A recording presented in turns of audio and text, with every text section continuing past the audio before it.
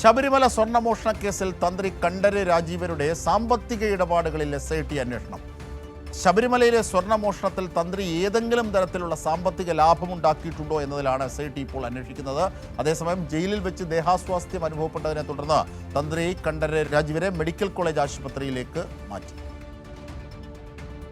ശബരിമല സ്വർണ്ണമോഷണ കേസിലെ മുഖ്യപ്രതിയായ ഉണ്ണികൃഷ്ണൻ പോറ്റിയുമായി 2007 മുതലാണ് തന്ത്രി കണ്ഠര് രാജീവർക്ക് ബന്ധമുള്ളത്.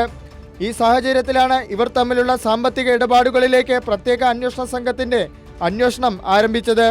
ഇവരുടെ ബാങ്ക് ഇടപാടുകൾ, തന്ത്രിയുടെ സാമ്പത്തിക സ്രോതസ്സുകൾ അടക്കമുള്ളവ SIT പരിശോധിക്കുന്നുണ്ട്. ഉണ്ണികൃഷ്ണൻ പോറ്റി സ്പോൺസറായി ശബരിമലയിൽ വളരുന്നതിനും സ്വർണ്ണമോഷണത്തിന് മൗനാനുവാദം നൽകിയതും തന്ത്രിയാണെന്ന് SIT കണ്ടെത്തിയിരുന്നു.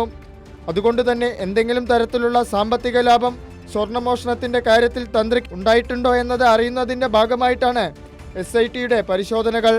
അതേസമയം റിമാൻഡിലായ തന്ത്രി കണ്ഠര് രാജീവർക്ക് ജയിലിൽ വെച്ച് ദേഹാസ്വാസ്ഥ്യം അനുഭവപ്പെട്ടതിനെ തുടർന്ന് ആദ്യം ജനറൽ ആശുപത്രിയിലും പിന്നീട് അവിടെ നിന്നും മെഡിക്കൽ കോളേജ് ആശുപത്രിയിലേക്കും മാറ്റിയിരുന്നു.